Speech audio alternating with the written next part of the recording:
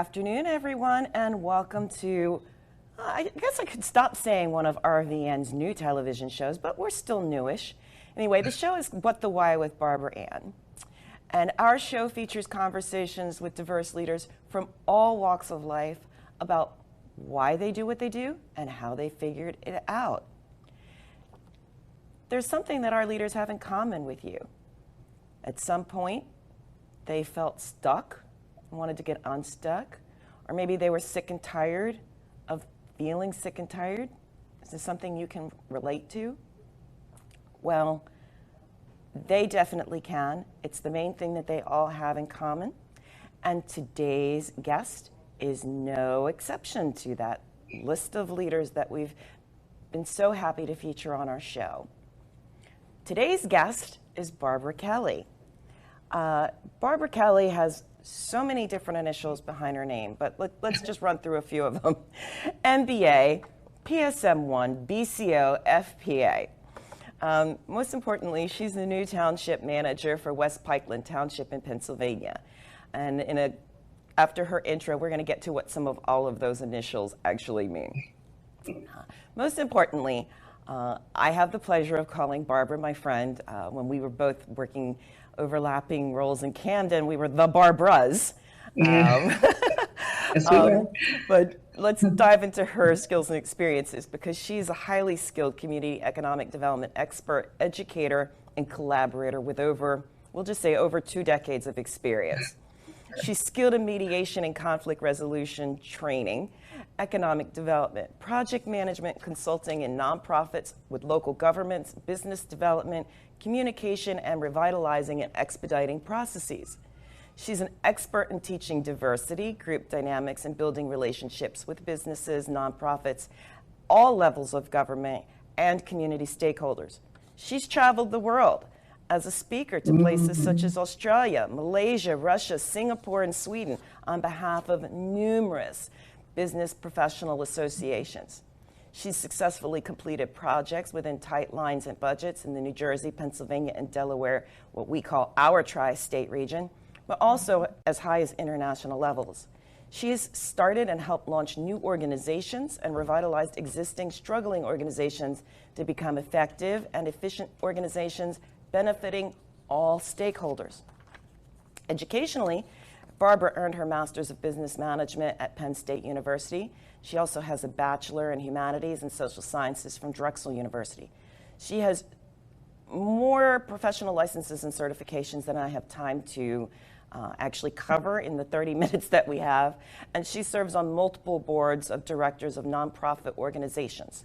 She's received awards ranging from Teacher of the Quarter for her role as an adjunct professor, from the Red Cross for years of service, and the Russian Leadership Program Award from Rotary International, somehow associated with the Library of Congress. So I definitely want to ask about that one. Suffice to say, she's done a lot. So without further ado, please welcome my friend and community and economic development expert, Barbara Kelley. Hi. Hi, thank you very much, man. I never realized how much I did until then. I know, and we always wonder why we're so tired, right? Yeah, I'm like, wow, I did all that? That's pretty cool. You have done all of that and more. That's just a sampling of the things that you've done that we could fit within the time slot that we have allotted. And yes, with all of that in mind, you've done a whole lot. But one of the main questions we ask all our guests is, after we've read their bios, don't necessarily imagine that you intended or saw yourself as doing this when, you were little Barbara Kelley, running around on the playground. So what did you want to be when you grew up? Oh God, I wanted to be a Philly cop. That's all, or Alden, which was a little area in Delaware County. I'll never forget that. That's all I wanted to do, was become a Philly cop. But it was funny because I had the opportunity to become one around age 22, and then it was like, go to the police academy or finish my degree at Drexel. I'm like, oh, I have to do it. I have to finish. It was my last year. I'm like, I have to do it.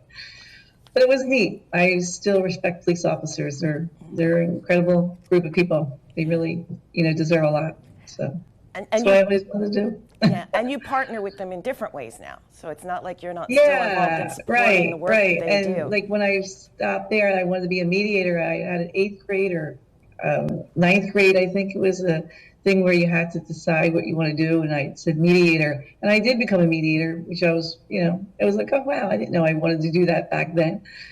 So I found in my old, papers. I'm like, wow, I really did accomplish something I finally set out to do. But it was neat. Yeah, I just wanted to like help people, and I thought a police officer and a mediator, that type of thing really did. So I based my life on that, I guess. Okay, which is actually the perfect transition to my next question, which is, okay, so you started out wanting to be a police officer, and now you've done so many different things. Tell us how you went from wanting to be a police officer to where you are now. Yeah, it was weird. I think I graduated Drexel, and I learned about mediation, and I saw a little ad in the paper saying, you want to be a mediator, you volunteer, but you got to pay for a class, which was really crazy. I'm like, yeah, I'll do it anyway. And I did. And that really helped me a lot. That mediation training really makes you really think about a lot of things, like the other side, and feuding people and trying to get them, you facilitate, an agreement between two really angry people. That really helped me, really understand people and what their agendas are, and what their passions are, and that actually got me to be on the board of the organization. Then I became the executive director of the organization. So that was interesting how that really transferred my, from a police officer to helping police officers and the court system and all. And at that point, I became nonprofit director of a lot of different organizations. And then you learn grant writing and use my conflict resolution skills every time, every day, I guess.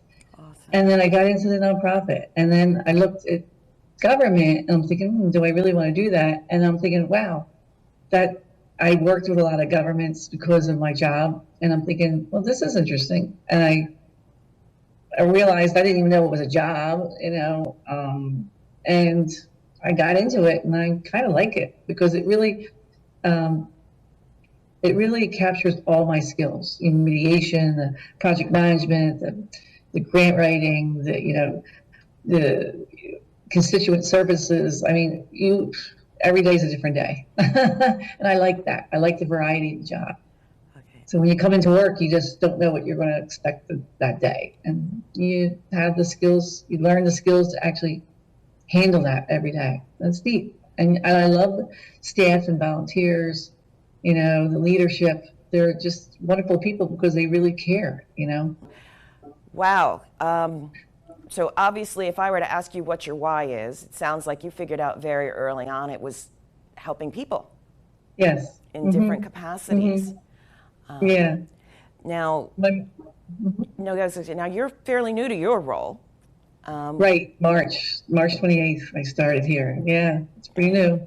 So yeah, it's interesting.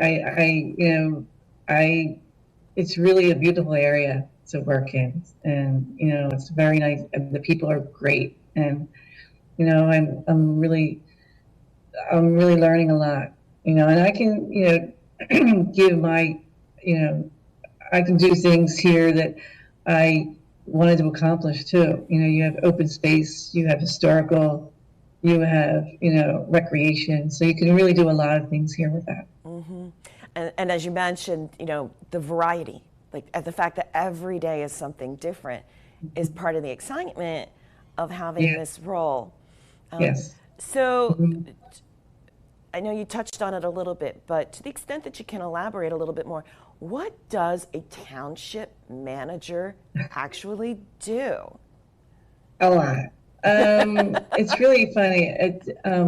The staff and the township manager work together, and the leadership work together, and the volunteers work together. The residents work together. The vendors and the third party people, engineers and lawyers and inspectors. It really is a team effort. I can't do my job without everybody, helping and doing their job. Mm-hmm. So it's almost a facilitator. of services to provide for the community, and working with the state and county and federal agencies too. So it's really a variety of things. Filling a pothole to, someone has a problem with a neighbor, to someone we're building a playground or building a public works building, or dealing with trying to think zoning issues. I mean, and planning with the planning departments. It's just a whole range of things. And when I came here, I asked the past township manager, saying, "What's the majority of your jobs?" Because just phone calls, just handling people's calls, and they're not all bad either. I mean, we really do have some interesting, nice calls too. Like, thanks for patching my road, or thanks for having that event because my kids really enjoyed it. I mean, you have both. It's not all negative, so it's nice. It's really a good community that really support each other, and I really like that. I mean, I really do like a community that supports each other, and West Pikeland does do that. Mm-hmm. And I know not as much as in this role, but in previous roles, even at the local level, you were very involved in pandemic response. Mm-hmm. So emergency response and things helping, like that. Helping businesses get some of the funding from the government, or doing the food bank, trying to get volunteers for the food bank because a lot of people needed it. Dealing with trying to think of all the different ones. A lot of different nonprofits getting their money from stimulus. During the pandemic, it was a lot of getting resources for people. Mm-hmm. Yeah. Mm-hmm. Obviously, this is a very specialized space, and I mentioned earlier you have all of these different initials behind your name, and I'm partly curious because one of the questions I ask people is, what is the different credentials or experiences that helped you find your way today? So, what is a PSM1? I may be the only one of the audience that's actually interested in this, but I'm like, PSM1, BCO, FPA, oh my goodness. Yeah, I mean, a lot of them are project management courses. Okay. A lot of them are project management courses, and FPA is a floodplain administrator. That really is a lot of people who are engineers are that, and when you're in the township, you want to get some familiarity and some testing for different areas, and floodplain was one of them. Mm-hmm. Project management was them. Agira is like a software program. BCO is a building code official. So that's one where you go into homes and see if they're they're up to par to actually live there. Yeah. So it's a lot of different certifications for townships, and project management and conflict resolution, mm-hmm. that type of experiences. And it's good to have, because it's good not just to I don't really mind having it. I mean, the initials are initials, what I mean? Sure. But it's the knowledge is more important. And I think that's really, having the knowledge and being able to have the information to help other people and give them the information is really, I think, more reason why I did it, mm-hmm. is to provide resources for other people. Yeah. So get the education to be able to give it to other people, mm-hmm. and, build checklists or manuals or, little summary sheets and, give it to the public. Yeah. And believe it or not, it's already time for our halfway break. And when we come back, I do want to talk about all of the different things you've done in terms of helping to educate others and work in communities, both in this line of work, but in other roles as well, and the other part of the mission of Barbara Kelley. So please come back after our commercial break for more of our fascinating conversation with Barbara Kelley.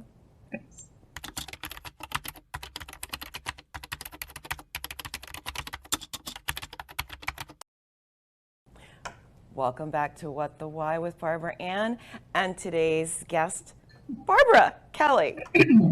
And before the break, I mentioned that we were going to start talking about some of the full scope of all of the different things that Barbara's done, because in addition to being a township manager, she's been an adjunct professor. She's been a community organizer. As I mentioned during reading of her bio, she has helped found organizations. And when Barbara and I first met, the Barbaras, I was working in Camden, as was Barbara, along with the Camden Promise Zone Initiative, and Barbara was working closely with an organization that has now evolved to what is known as the CBA, or the Camden Business Alliance. And so let's talk about, because you miss Camden. I know there are people in Camden who definitely miss you, and you were so passionate about helping all of the small businesses at a time when so much attention was being put on large business. What inspired you as someone who, came into the community, because Camden's a close-knit community, so they only let so many outsiders in, so you got to come in. What inspired you to tackle that challenge during the administration that was in place and be the voice for so many small businesses that hadn't had a voice for so long? Yeah, good question. I know this sounds really weird, but one of my first jobs was American Heart Association, and I had developed communities, developed the nonprofits in the different communities. It gave me a lot of experience in community organizing, and all my roles with the Historical Society and the Community Dispute Settlement Program and Education Foundation. It was like I'm getting all this experience to help communities thrive and to just connect people with people, connect people with people and connect people with connections, resources. And Camden needed it so much. And I love, when I went in there, people were like, "Oh, you're crazy for going to Camden." And I'm like, "No, I love Camden." It was really neat. I mean, it was unique, like when I did in Philadelphia, in North Philadelphia and South Philadelphia.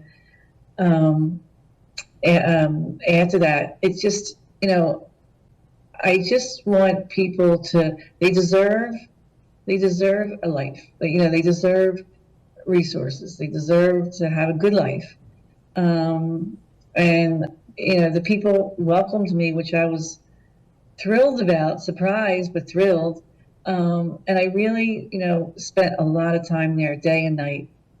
I get home at 11 o'clock at night, get there at 7, 8, 9 o'clock in the morning, meet a lot of different organizations, meet a lot of different people, met the government, and just, learned a lot. And then after learning what they wanted, what they needed, what they, you can't tell people, like I went to Chester a couple times, and you can't say, "This is what you need." No, that's not your role. Your role is to listen and try to figure out, what they want, what they need, and then help them get it themselves.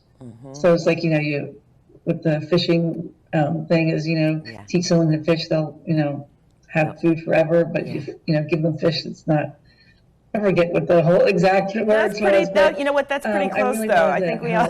And they welcomed me with all their, they really welcomed me, and I still have friends there. I still am communicating with the people there and helping and communicating, and I just like dealing with people who really want to help themselves and are passionate about, their lives and helping other people. Like when I was helping people, they were helping me back, and they helped other people. It was, the businesses really needed help, and they were really good about meeting monthly, finding the resources and helping each other. And that's what my goal was, to have the businesses help each other, and it's still going on in the organization. That's great. Yeah, I think I talked too long on that, but no, there's no such thing, because again, this is really your story, and it, again, it shows how, there were definitely projects that you worked on where there are people that would have just held information and used that information as power, and you were just like, "Here you go. Yep, I put this together, but here you go. I'm doing this in service." because so much of who you are is about service. It wasn't about you. It was interesting because those mediation skills I know came in handy. Yeah, they do.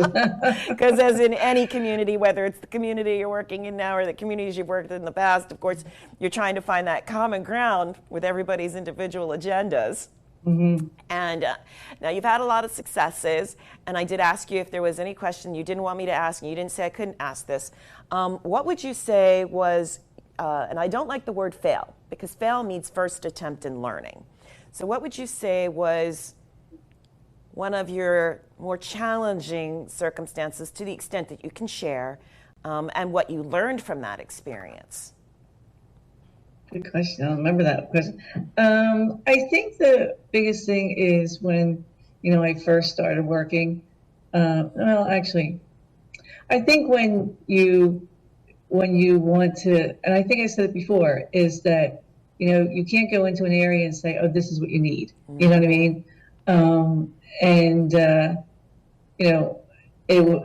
It's like you really have to get people together and support of the projects and ideas before you go in and implement the ideas. You know what I mean? So I've learned that, you're full force, you really want to accomplish this, you really want this goal, you really want to get it done, but it might not be something that they actually wanted. Or they didn't know what they wanted. They didn't know they needed it or wanted it until you kind of listen to them and then incorporate it into what they really, what they wanted or needed. So it's like coming from them, not coming from you. Yeah. So I think my energy and passion, sometimes overwhelms someone when you first start. And I think that's one of the things I did one time is that, I'm excited, I want to get this done, I really want to help. But I needed to step back, listen, figure it out, and then see where it fit, if it did fit at all, in the scheme of things of what, plan of actions were. Yeah. I think listen before you act, everybody says that. So I learned that I learned that in pretty early. Not right away because, I didn't have the ability to do that, but it's the politics. It's the politics of it. You had to learn politics. Yes, and it's interesting that you mentioned that, because no matter where in this kind of work, when you're doing that grass levels roots organizing, and and the community has now made clear what they want, and that it is in their best interest. The politics don't always align with that. Right. And, but you're the one that has the backing of the community because you took the time to listen. Right. And how do you find the courage then to stand up and say, okay, official, whoever you are, you're saying you don't want to do this because you know what's best for the community. And of course, this happens especially with certain government entities all the time. And you're able to show, yes, but I've spoken with the 120 businesses that are in just this one corridor. Yeah. And they have identified this as a need. So now what are you going to do for them? Where do you find that strength and courage? I think is that I had them have the courage to do it too. You know what I mean? It wasn't just me. It was all of them together. And it wasn't just me going to them. It was them going to them. Yeah. It's their constituents. It's their businesses. It's their, you can't tell someone, oh, I know what's best for you as a politician. I know what they want, when they're the ones there saying, no, this is what we want. Yeah. You know what I mean? And I think that's a really important distinction, because it's not like you just went and did surveys and presented data. Correct. You rallied the people and brought them I met with a lot of people along. And I had them help me with the surveys. I really got everybody involved in the work I did. You know what I mean? So I remember Jim Bannon, who was, I miss him a lot. And he's like, Barb, let's do this, let's do this. And can you help us? I'm like, well, let's help each other. Let's all of us work together to get this done, And it was interesting because One of the things that I guess you were there with in Camden, it was interesting. We actually had, the CBA actually had we were on the agenda sometimes, Yeah. for our, I guess, concerns or even just updates, what we're doing. Yeah. And they appreciated it. I mean, some of the, like Brian Coleman and Sheila, they were, and even Frank sometimes, they came to the events and stuff. So it was really, when you have the people themselves talking, instead of just me going up there and saying I represent CBA, it was the group that actually did it. It was neat. I learned that you have the people themselves talk to the stakeholders. Yeah. All the stakeholders talking together. Yeah, and I think that'll be part of your legacy, because what you helped to lay the groundwork for has now been accepted, adopted, and evolved into that next generation of attention and resources and collaboration. So thank you so much for the work you did there. And believe it or not, we are at time. We have exhausted our 30 minutes. So I know it goes fast. Yes, so thank you for taking time out of your schedule, your crazy schedule, to share how you basically turned your passion for helping people and a commitment to public service into a multifaceted career that has touched the lives of people throughout the New Jersey, Pennsylvania, Delaware area, and really in instances throughout the world. If someone does want to reach out to you to learn more about you or West Pikeland Township or in general, what's the best way for people to connect with you? My cell, 610-800-6172. I have that phone with me all the time. It's like crazy, but yeah. And I can touch, and you answer it, and you do return calls. Like, oh yeah. Yeah, there are public officials out there that will give out a phone number, and you might hear from somebody. There's not a ton of them, but Barbara happens to be one of the ones where when she gives out her cell, that is her cell, and she does get back to you. But I will also share, she's also on LinkedIn if you want to connect with her there. Yes, yeah, I'm on LinkedIn and Facebook. Yeah. I answer every phone call. Yeah, and I do answer all the emails and LinkedIn too. And the link, that's all on my phone also. But I think the biggest thing is, you really do need to follow up with people, even if you don't want to.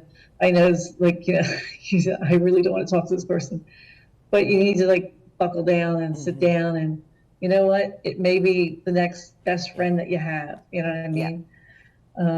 Your devil advocates could be your best friends later. So. Absolutely. And that has happened. It has happened. So I really encourage people to, be sincere, be nice, and smile, volunteer. Just follow up and help people. I mean, it's important. Awesome. So thank you again for your time. Okay. Thank you for having me. Yeah. So regarding, I miss you. I miss you too. I know, but our schedules now, why we're just seeing each other for the first time in years via Zoom. Now, regarding upcoming shows, this episode is being, as my viewers, our regular viewer family knows, we tape our shows. And this episode is actually being taped outside of our regular schedule to accommodate Barbara's limited availability. That's how much I really wanted to have her on. So normally I say who the upcoming guests will be, but I'm not really sure at the time of this episode. What I do know, as you have learned through other episodes where I was not sure who my upcoming guests were, they're definitely going to be some of the most inspiring people that you meet that have been through circumstances that may be similar to what you've experienced in terms of what they want to do in their lives. And you absolutely do not want to miss what any of our upcoming guests will be sharing about how they, like Barbara, figured out their why or pivot in their lives to make their whys into their realities. As a reminder, What the Why airs on Tuesdays and Thursdays at 1 p.m. Eastern Daylight Time or Standard Time, depending on when this airs. And it also airs again on Mondays at 3:30 p.m. Eastern Time. And it's also available on demand on RVN Television, as well as Roku, and hopefully some additional stations coming soon in the near future. And always remember that whether you are looking to make changes in your life, career, or your business, or your community, no matter how big or small, please tune in for future conversations with a diverse range of leaders who've been where you are at some point in their life, and they've found the strength and the courage to overcome whatever obstacles, real or perceived, might be in their path, overcome their fears, move forward with purpose to effect change and live their why.